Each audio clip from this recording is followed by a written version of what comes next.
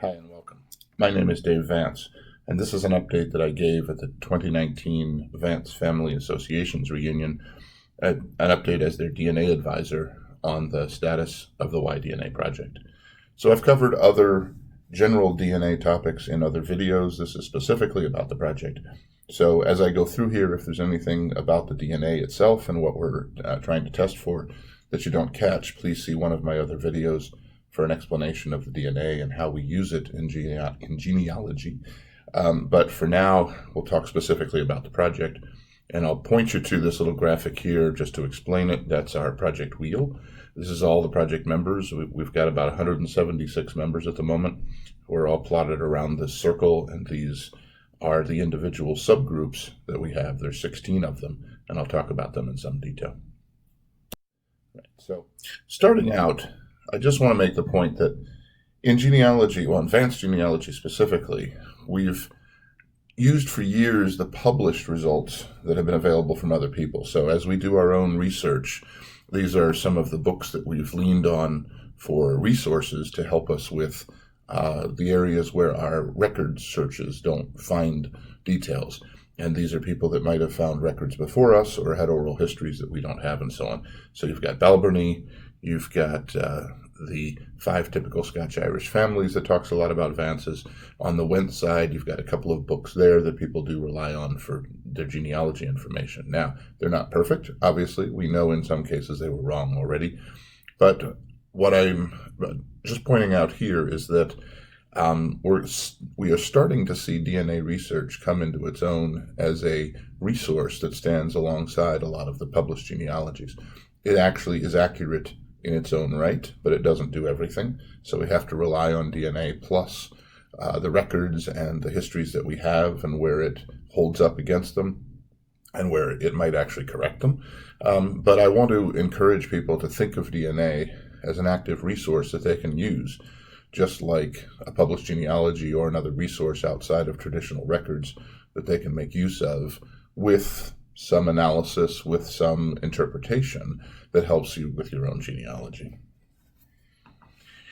And where I talked about this a lot in some of my DNA videos, but what we're getting from Y-DNA nowadays is a whole set of lineages that start with, this is called a haplotree. So this is the ancestral tree of all men, if you want to look at it that way.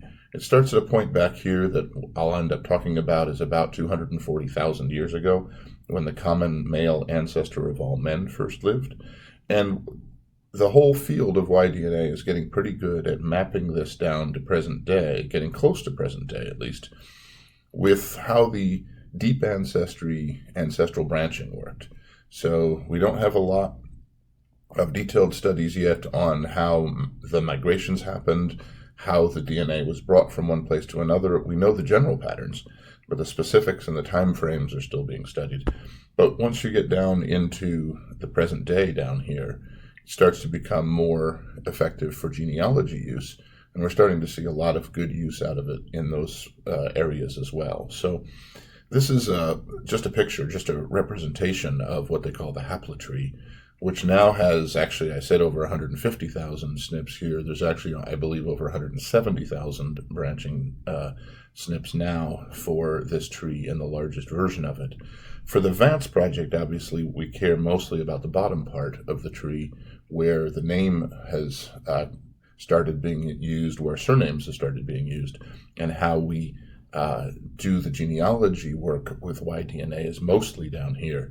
But the whole haplotree, going back to some 240,000 years ago, is a resource that we lean on to understand how the branching has worked. As we put that together, there's this picture that I like to show that talks about how Y-DNA helps us in the various time periods. So I kind of talked about the deep ancestry and how ancient gravesite digs, most of the anthropological digs now, if they can, they try to take DNA from bones and understand what the haplogroups are for those, both autosomal and Y-DNA, if they can get it, and understand where the Y-DNA patterns migrated to at the various time periods, because they can date those relatively accurately with radiocarbon dating. And then, of course, modern distributions of haplogroups and Y-DNA helps to understand where the various DNA lines have ended up as well. I talk about a period called lineages, which is something we'll all end up with Y-DNA helping us understand branching that's earlier than the time that we can find records. So we'll always have some branching information with people whose names we don't know and probably will never know because there's no records to tell us who those names are. So we can identify with Y-DNA that certain groups branched off from others, but we can't necessarily identify their names. So that's the period that I'm calling lineages. Now, this gives us insight into how the genealogies are connected. And genealogies, I mean the things which we've all done research on that give us the named ancestors, where we know that our parents, our grandparents, and how, as far back as we can take them, that these people have names and we know the locations they lived and their birth dates and so on. At some point, that runs out. We all have a brick wall where we can't cross that easily now. And Y-DNA can help us cross it, at least with the branching and the connections between families, where it can't always give us the names. So the three periods of history are where we're getting help from Y-DNA today. I'm going to concentrate in this update mostly on the lineages and the genealogy side and talk about what we know from Y-DNA research that helps us with the groups that we have and putting together those genealogies, even if we don't know the names of the ancestors. So let me jump back to that big haplogroup, that big haplotree of men. And I said it started back at about 240,000 years ago. So these are the major haplogroups, as they're called. They're the subgroupings of that tree, the branches of that tree, if you will. And the early ones, the very early ones that happened tens of thousands of years ago, were all given alphabetic names. So they start with A and go down to the R's right now. So some 236,000 years ago, B and the rest of them had branched off from A. Then fast forward to 88,000 years ago, and B and the C and the rest of them branch off. And then you keep going down here, and you've got a little more complicated branching, but these go all the way down to some 23,000 years ago, when R1A and R1B branched off from each other. So that's the pattern that we believe the very early branching of that haplotree took. Now, I want to focus on haplogroups G, I, and R1B here. They're some of the most prevalent ones in Europe, and of course most of the Vance groups came from Europe. So it's not unusual to find R1B, certainly, which is the dominant haplogroup in Europe at the moment, and certainly Western Europe at the moment. It's not unusual to find that most of the Vance Surname Project groups are R1B, but we have some I and some G as well, so I'll talk about that as well. So first, though, I do want to show the picture from Europe. Now, all of the 16 project subgroups that we have right now in the Vance Project are from Europe. That doesn't mean they all will be. There are certainly Vance families that come from other areas, but right now, focusing on Europe, these are pie charts of the various concentrations of the major haplogroups around Europe. So R1B is the red one, and as you can see, it's mostly prevalent in Western Europe, in the British Isles and Ireland. On the eastern side of Europe, you've got more yellow, which is R1A, and then I is the purple, G is the white. You don't get a lot of G. Actually, G is a more ancestral version that's thought to be associated with the farming communities in prehistoric times that first populated Europe and were gradually replaced, or sometimes quickly replaced, depending on the region, by both I, R1B, and a few of the other smaller haplogroups in Europe. So that's kind of the makeup of Europe at the moment. Like I said, it's still being studied, but they're getting very good at being able to pull DNA out of old bones and understanding the spread of these different haplogroups in ancient times. And over the next decade or so, they're surely going to get a lot more detailed about how these migrations happened and when these haplogroups managed to populate the rest of Europe and the surrounding area. So this is deep ancestry stuff, but it really is interesting to be able to think of our ancestors coming into Europe and knowing that we may someday get an understanding of when that happened and down to not where your individual ancestors lived at one point in time, but what populations their people migrated with and so on. So anyway, that's what the European landscape looks like at the moment. Now, if I go back to that haplogroup picture of major haplogroups identified by their alphabetic names, and I turn it on its side, if you remember, I talked about I, G, and R1B specifically, being a focus. So here we start somewhere around 30,000 years ago, when these have split up already, and the lines continue down to present day here on the right. And these are all of the people in the projects that we have. Obviously, this is just a simplified branching chart. It doesn't show all of their exact relationships, but it does show the number of people. So, for instance, Group 1 is our largest group, and Group 2 is second, and then we go into Group 8, I think, is third, if I remember correctly. And then we've got all 16 groups plotted here. But all the way back here in antiquity, or prehistoric times, you've got R, G, and I that had split off from each other already. G actually continues relatively unbroken all the way down here, and we have one project, it's Group 9, that is of haplogroup G. Then I, if I look up here, split into 3. Now these are SNP names that identify the sub-haplogroups of I that actually broke off, some tens of thousands of years ago from each other and continued on and became groups 12, 7, and 6.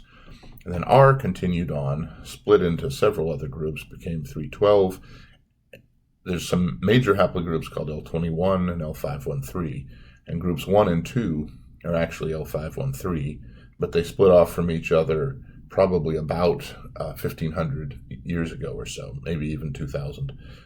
The dating of this isn't exact, but that's the time frame when those two split off from each other. So they're not really connected to each other within genealogical times, but they're some of the most closely connected haplogroups, or Vance projects rather, in our set of surname subgroups. And then you've got groups 13, 11, 16, 15 that all branched off from each other about the same time. Up here you've got a few older branches of R1b that came down and turned into groups 4, 8, 3, and so on. So that's how all of our groups are connected to each other. Obviously, all men on the planet seem to be connected to each other if you go all the way back some 240,000 years ago. But our subgroups are particularly connected to a point, certainly most of them, to a point around 3,000 or 4,000 years ago, given that most of them are R1b. And then you've got 4 groups that broke off earlier and were other haplogroups, as we call them now. Now, if you take this strip here, all these men and this branching picture, and you turn it around and make it a circle, it becomes this graph that I was talking about before. So this is a circle graph that's produced by a website called the Interactive Tree of Life, and it allows you to take a complicated tree picture like that and really put it into one page, one graphic, one thing that you can talk about. It's not particularly interesting for study. You can find yourself on this wheel, but it doesn't really tell you a whole lot. It just is a nice way to represent the project on one page. So as I said, we've got 1 G here, and that's group 9. You've got 3 I groups, groups 7, 6, and 12 here. You've got R1B is all the rest of them. The biggest of our groups is group 1, where group 1B has the most members there. Group 2 is the second largest. Group 8 is the third, and so on. So here's all of our project subgroups, all 16 of them on one slide. I also made a table of the basic, I'll say numbers associated with each of these subgroups. So group 1, for instance, has 51 testers. The earliest ancestors that it goes back to, there's 17 of them. Now, obviously, some of these earliest ancestors we know are connected closely to each other. These are the ones that we've been able to find. So these are the ones that show up in records. So for instance, group 1B has a Samuel Vance who married Sarah Colville. It has a Samuel Vance who married Alice Carr. Those are separate men. It has a Patrick Vance of Chambersburg. It has David Vance of Mecklenburg. It has others. And we don't know by traditional genealogy records how those men are connected to each other, but we know that they were closely connected by Y-DNA. So I still counted them separately here as earliest ancestors, because that's as much as we found through traditional DNA. This shows the major haplogroup that gets down into the subgroup level for the major haplogroups, not just the alphabetic number. The common ancestor and when it seems to have lived. So this is the common ancestor of the whole group. So it's group 1A and 1B, for instance, or 2A and 2B. And group 1 seems to be connected to a common ancestor who lived around 1400, 1500 AD. Obviously, our dating just by Y-DNA alone is not perfect. So it's a range. And the surname origin, so some surnames of Vance came from Vance VANS, and some came from Wentz. Some we don't know, and I'll talk about a few more of these projects later on. The country that they came from, certainly most recently, as we know, Group 1 came from Scotland. A lot of the branching of the earliest known ancestors came from Ireland as well, so I've listed them both. The average STRs is the average number of STR markers that have been tested. So that's just, it's a measure of how deep the group has tested.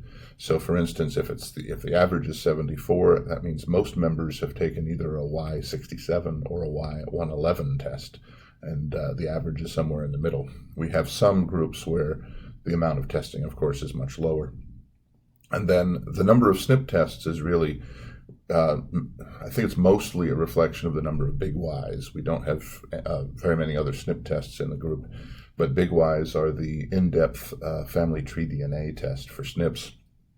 And we have good penetration in Group 1 and Group 2, very good in Group 8 as well, and we need to catch up in some of the others if we want to learn about SNP testing. But that gets into the specific projects discussions, and I'll talk about that in a little bit. So, as I said, we have 176 total members who have been grouped into subgroups, and this is the overview of each of the projects, of the 16 projects that we have in the group. Now, if we look at this from a little more of a genealogy standpoint, here's the subgroups again, all 16 of them. The type of them meaning the country of origin, if you will, or where we think the DNA came from most recently.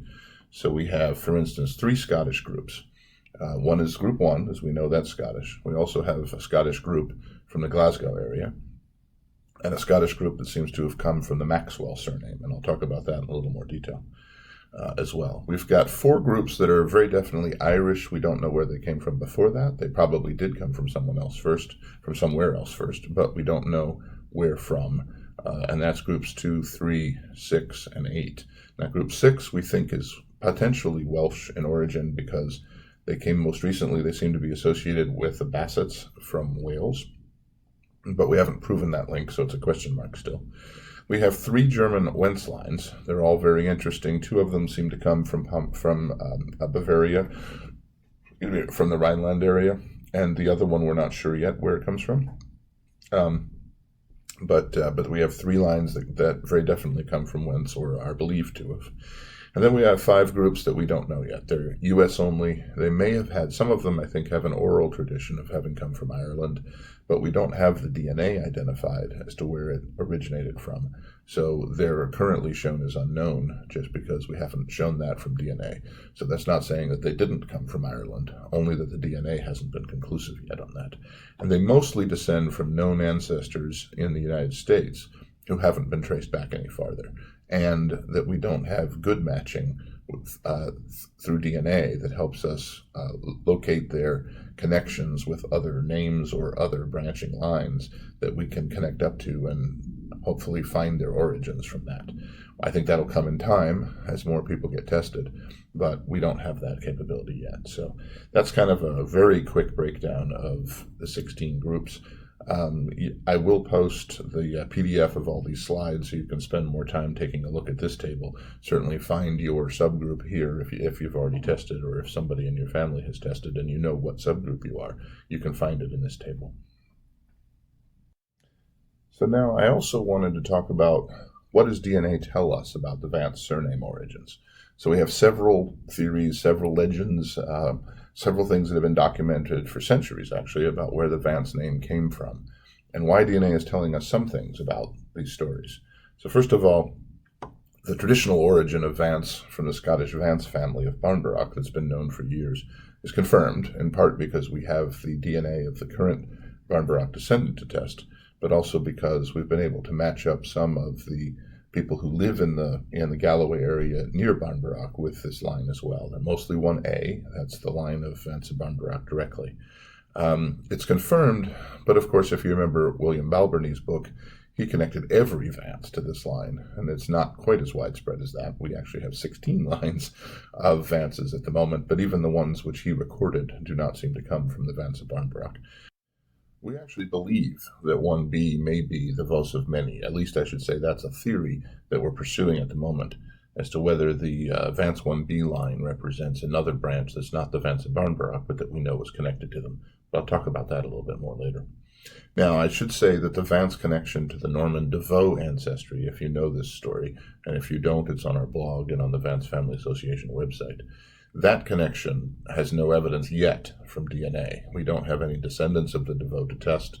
We don't know. There is some actually suspicion that the line itself, that the Y-DNA of both groups 1A and B is not Norman in origin. It could be native Scotland.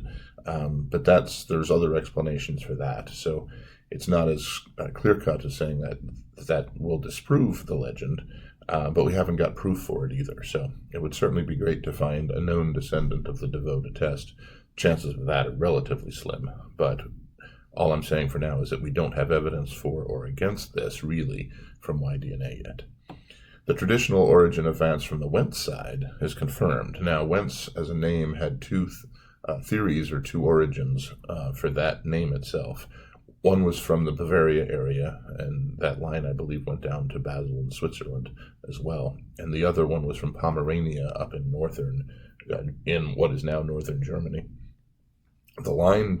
The origin from the Rhineland area, which is near Bavaria, is actually confirmed.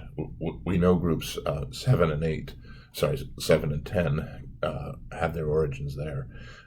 We don't know yet if the Wentz surname came from Pomerania as well, because we don't have any lines that trace back to there yet. But we know that Wentz certainly came from the Rhineland area over a period of time through several immigrants. And I'll talk about that briefly too. There is the story of Vance that originated from Old English fen, meaning dweller by a fen or a marsh. This comes from an old book on Irish surnames by a guy by the name of Edward Lysack. And we don't have any evidence for this from Y-DNA yet. It would be hard, I suppose, to get some. But the real point is we don't have any evidence that Vance came from Old English. Vance, at least in the British Isles, as separate from Germany, in the British Isles seems to be uniquely from Ireland in its spelling, V-A-N-C-E. And it frankly would be a little odd if the name came from an Old English word when it doesn't show up in England much until the Irish spelling took over. But that doesn't mean this isn't true. It just means we don't have any evidence for it yet. And when we look at which groups might have adopted the surname and where it came from, we know certainly where Group 1 got their name from. We know where groups 7, 10, and a few others got their Vance name from, not their Wentz name necessarily. But groups 2, 3, and possibly 8 and 11 are the most likely groups to represent other unknown origins of the Vance surname if it did originate through other means. It's very possible that they took their surname from one of the other groups. Either an adoption or another change of the Y-DNA line happened, and the surname continued in that line. And that's how certainly other Y-DNA groups might have formed in the Vance Surname Project. But if any of our groups originated their name through other means, these are probably the 4 that are most likely to have done that. So now a couple of other general slides. One is I tried to show all 16 subgroups in different colors and look at the ancestors that came over to various places just to show the regional concentrations of our membership right now. And certainly most of our members are now in the States, and obviously, as we know, they came from areas that include the British Isles. It's almost completely covered here, and from Germany, and one from Odessa in Russia, which is also part of the Wentz lines. And then there are a few which are local, mostly to Ireland, one in Galloway. And then we have a number of them which are local to the U.S., where we haven't found their origins back before that. And then there's one in Group 1 who immigrated to Australia here from an Irish ancestor who died around 1700. So we have that branch as well. So our membership is mostly U.S.-based right now. A lot of them do come from Ireland. We have a fair amount of German representation of the Wentz line, and then a lot of unknown origins of the Vance name as well. Now, if I focus on Ulster, with apologies to our German members or our members of German ancestry, if we focus on the Irish for a minute, because a lot of our subgroups are either Scottish or Irish, but a lot of them came through Ireland.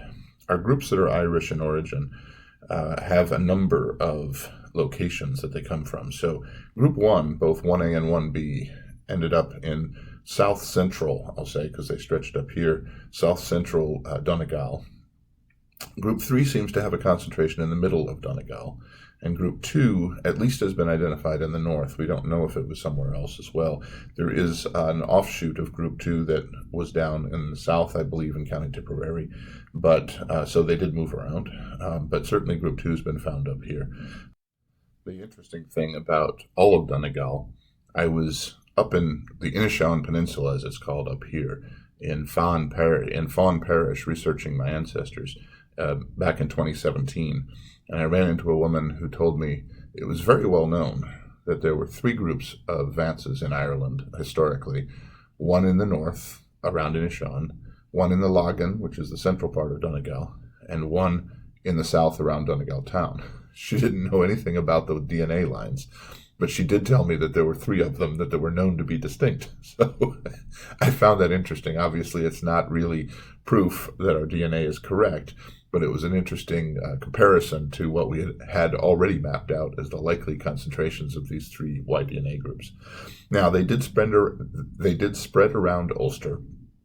Group 1, and especially 1B, seems to have gone over to the area around Coag and some of the areas around here. Now, interestingly, it seems that 1B may be the line of the Reverend Vance of Kilmacrennan, and his descendants went over and populated this area. John of Coag was William Balburney's great-grandfather, I think. But so 1B may be that line, although Group 6 and 8 seem to have had a concentration around there as well, especially 8. Group 6 was down here in Clonfegal Parish, and Group 3 also migrated down here. So they did move around, it's certainly known. And Group 1 went to the east and lived in Antrim and around Belfast and some of those areas as well. So it's not saying that we know exactly where all these groups were and what families they were associated with, but the concentrations of where they seem to come from do tend to be regionally based. And as I said, they did split off.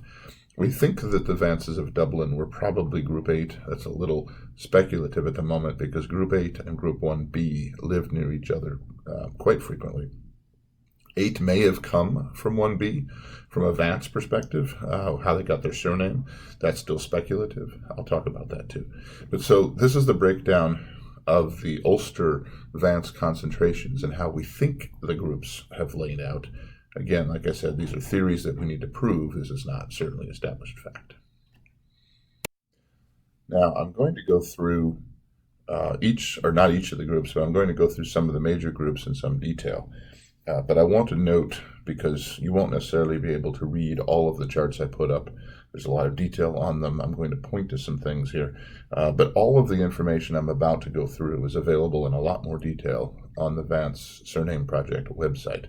So the Vance Surname Project, as you know, is one of the Family Tree DNA volunteer projects that we have that allows us to track the surname and group the people by surname.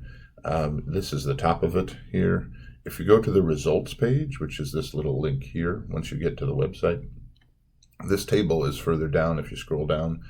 It includes an up-to-date report on all of the groups, all 16 groups. That includes the charts that I'm going to be talking about in this presentation. It also includes, for the first 8 groups that have reports by Adam Bradford back from 2011, it includes links to those as well, so you can find those. In general, for the first 8 groups, what I did was I went more into the DNA and the SNPs and the STRs and what that tells us, and especially what testing has been done since 2011 that allows us to learn a little bit more. And I haven't gone as deep into the genealogy in those groups as Adam did, because we still have those reports to go back to. So with those, if you want to know more about the genealogy connections, you can also read Adam's report. For the later 8, the groups 9 through 16, where we only have these current reports, I did go a little bit farther into the genealogy since we didn't have the original report. But just to point out that we do have all that on the website. You can find the detail. You don't have to try to read these charts in gory detail. So Vance from Scotland, obviously Group 1 is one of our major groups. It's the most highly tested. It has the most testers. It's also very deeply tested. It has a number of SNP tests and a fairly good amount of STRs. So we've started to learn a lot. Group 1A, of course, is the Scottish Vance of Barnbrock.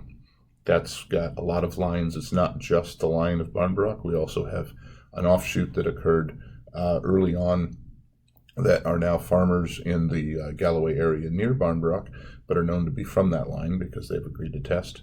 And we also have some branching in this group in 1A from Irish lines that now live in the southern part of Donegal.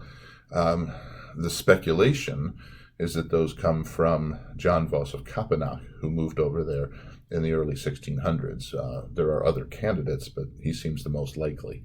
But we don't know that for sure yet. As I said, the Group 1B group may be the Vos of Many. This is a group, the story goes that the Vos of Many were what's called attainted, which means they had their titles and their lands stripped from them. The title holder in the mid 1500s was embroiled in a plot to kill the king, and so he was attainted. He later had everything pardoned, except he never got his land and his title back.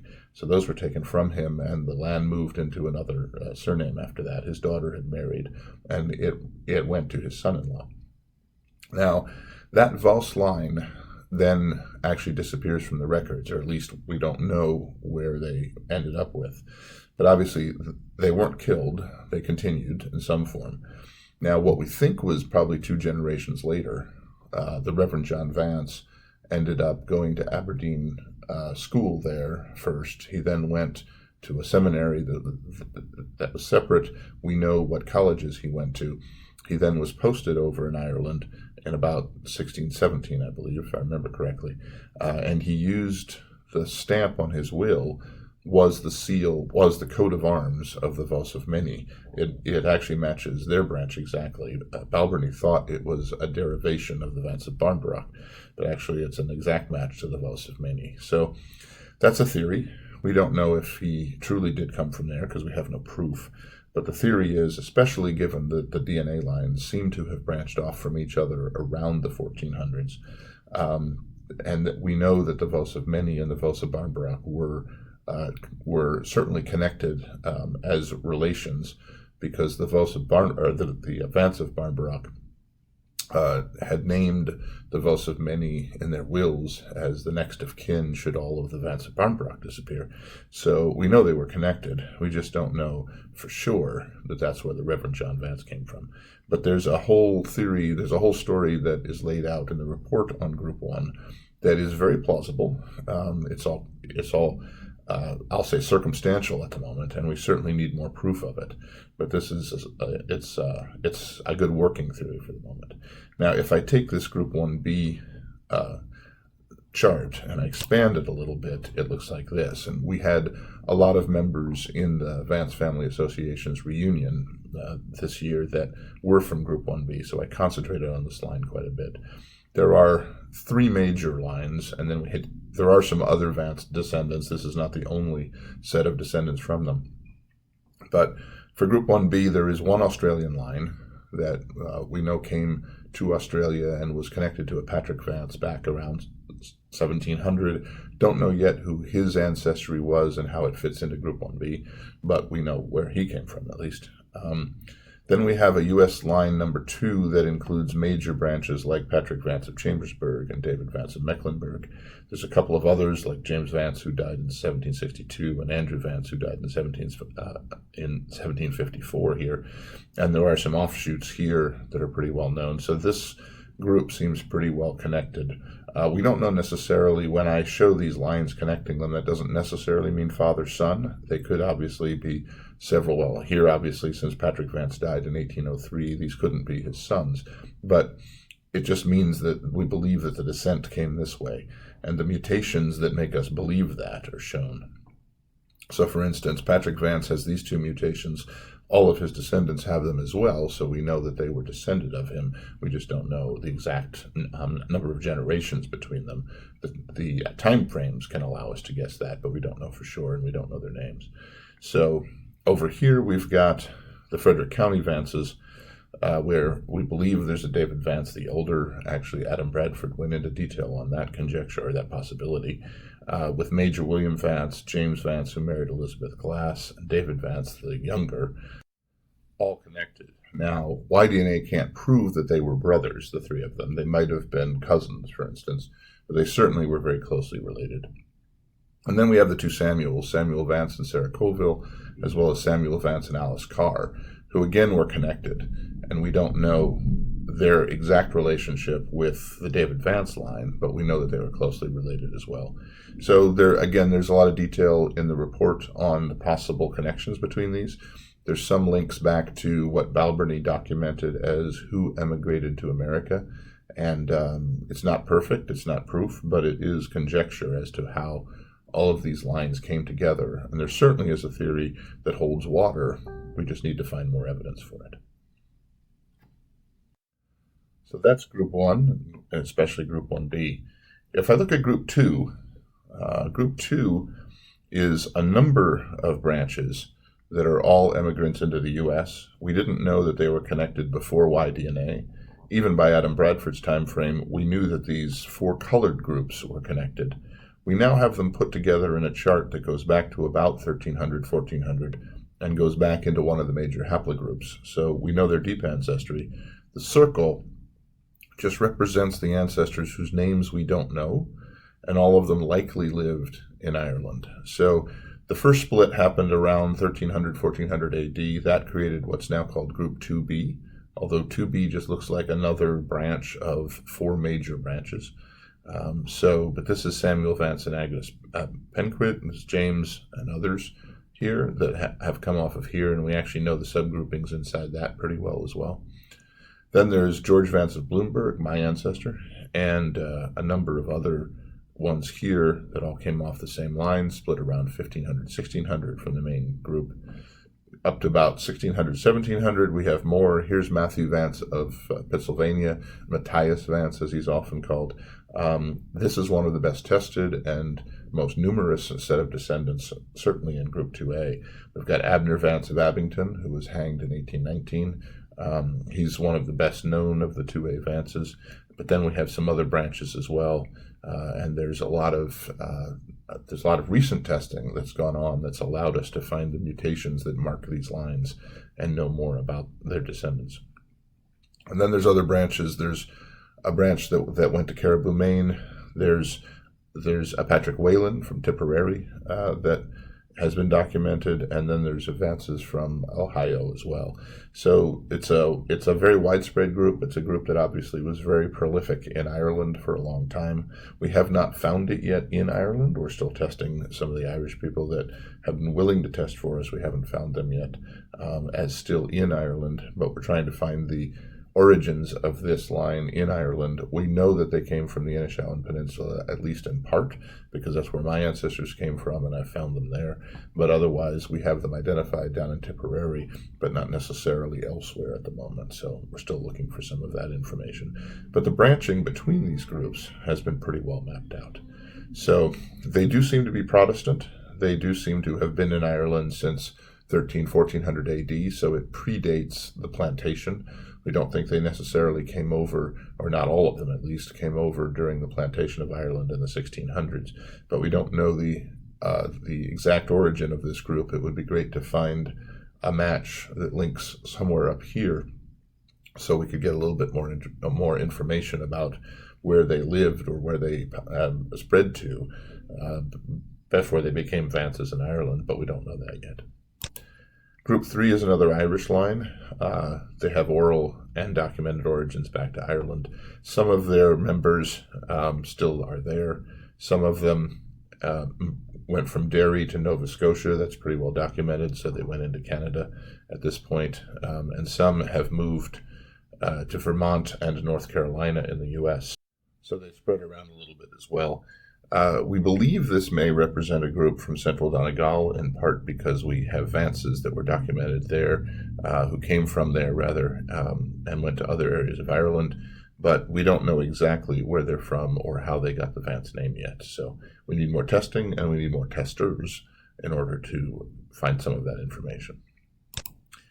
The Wentz line from Germany and Russia, Group 7, is interesting, in part because they did come from the Rhineland-Pfalz area of what's now Germany, but also a branch went over to Odessa when the Tsar of Russia was encouraging the emigration from Germany into Russia to settle the Black Sea area. I believe that was the Tsarina, actually, first who encouraged them to come. And then the later Tsar who took over reversed the tax breaks that they got and started taxing the immigrants a lot more. And a lot of the former Germans from Odessa then went out of Russia, rather, and a lot of them came to the U.S. at the time. So we have one branch of this line that did that went to Odessa first, from Bavaria, I believe, most recently, and then came to the U.S. from there. So the line has moved around quite a bit over the centuries, but now it exists in a couple of American lines that have been able to connect their lines back together into this group. And we know that it came from Wentz, and we know that it came from the Rhineland area. We have another prolific Irish line that's Group 8. They're interesting in that, in part because they connect back to a group that was both in Dublin and in County Tyrone, which is very close to where the Group 1B members lived. We have a group that went to Derry. Two groups that went to Derry, so they certainly moved around quite a bit. And then the U.S. branch is mostly represented by the descendants of James Alexander Vance. Group 8 includes the Mississippi Vances. It includes a lot of our southern Vances now.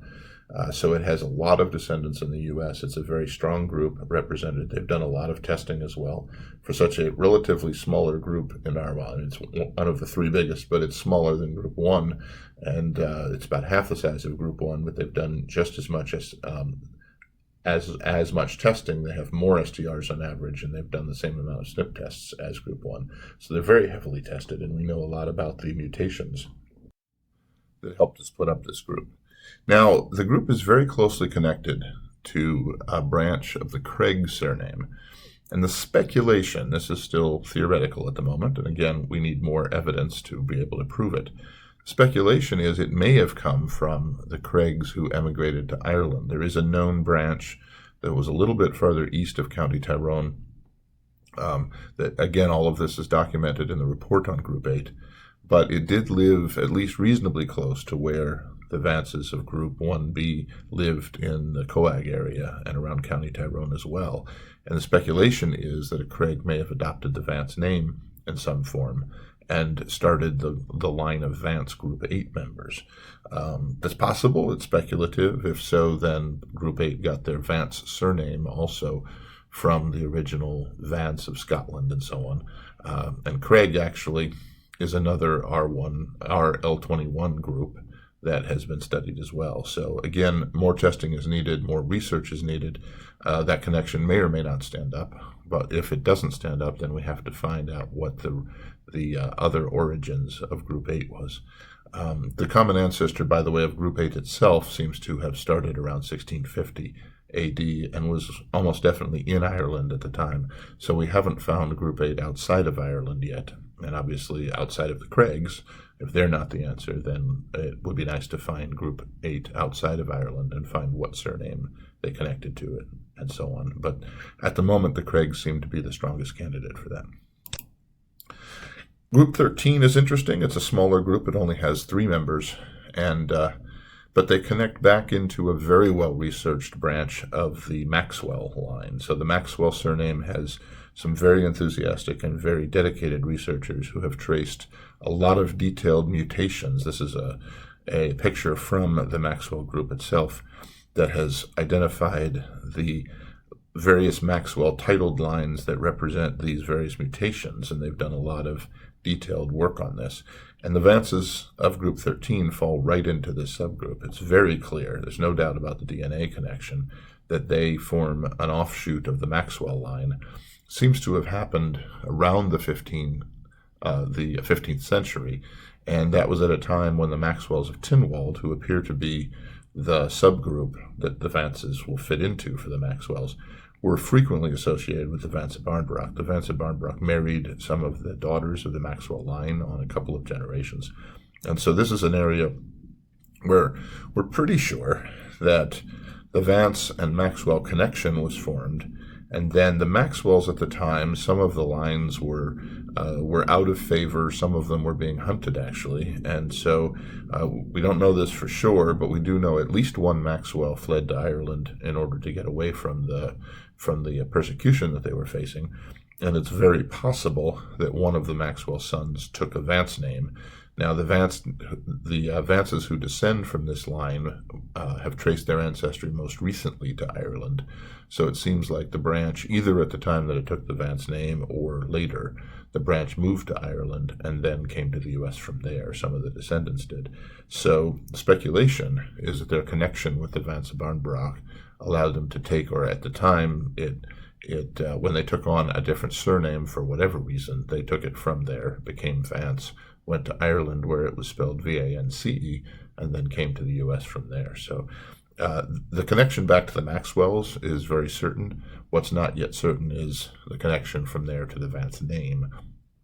So still some research to do there, but that's only a few generations. So we're starting we are starting to narrow down the connection there pretty well. And it's, I think, only a matter of time before we identify which line exactly they came from and the time frame. Now, if we're going to know the story of how they took the surnames, another question.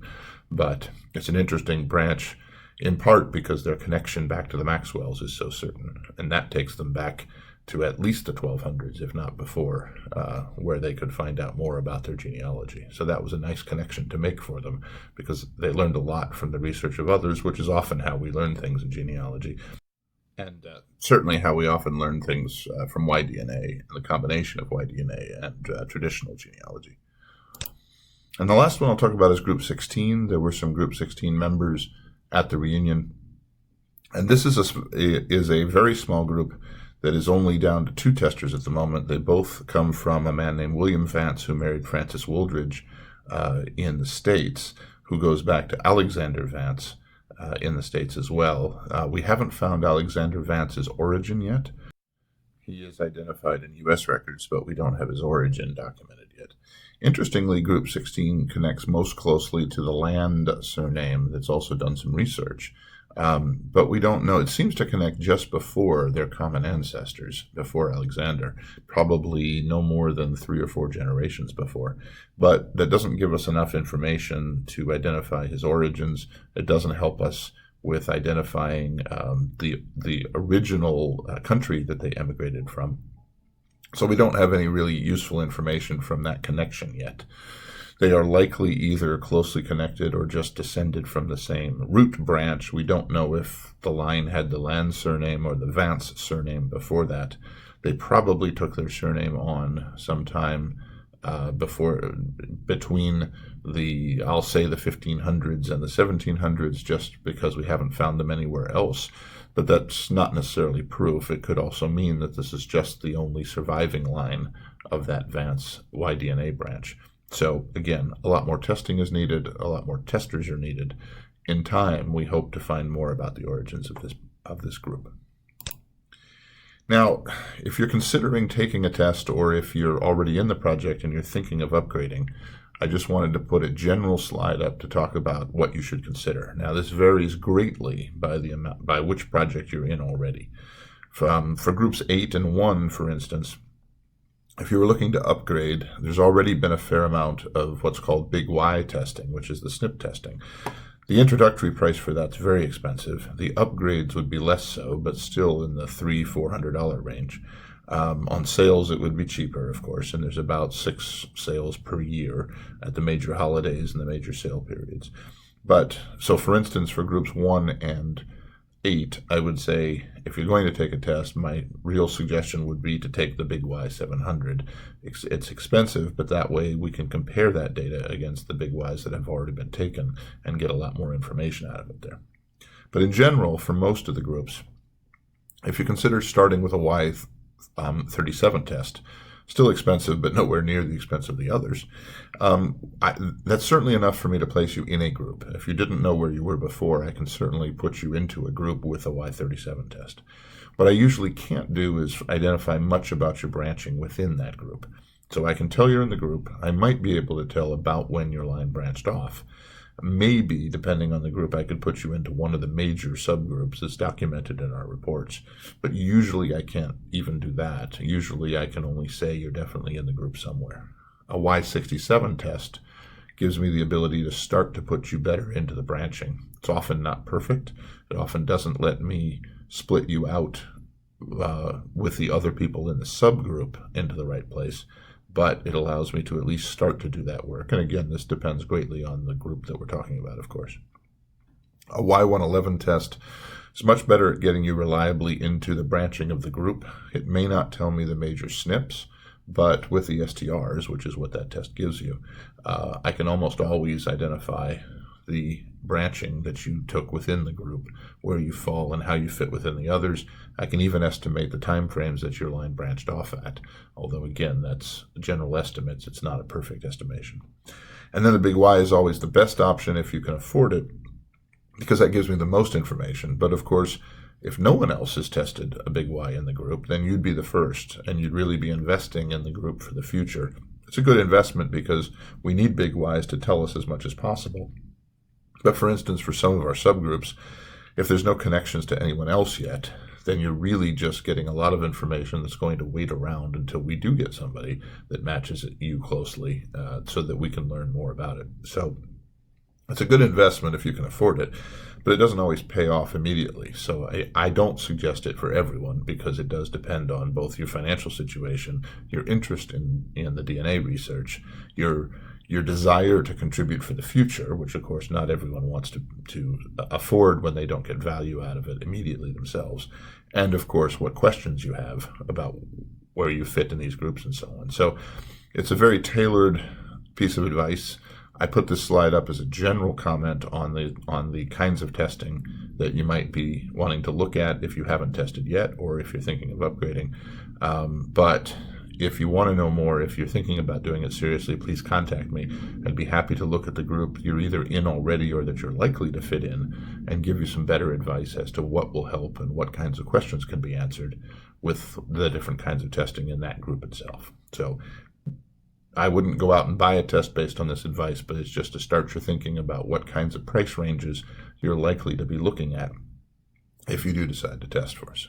So, and with that, I've come to the end of the project update. Again, if you want to know more, especially if you either belong to a group already or you think you do, please go to the website that I talked about. Please find your project report and see what we know about it. I've generally split those into the 3 periods: deep ancestry knowledge, the lineages, the part that we know that doesn't have names associated with the ancestors, and then a little bit about the genealogies. But like I said, for the first 8 reports, I've typically left the genealogy discussion to Adam Bradford from his 2011 report.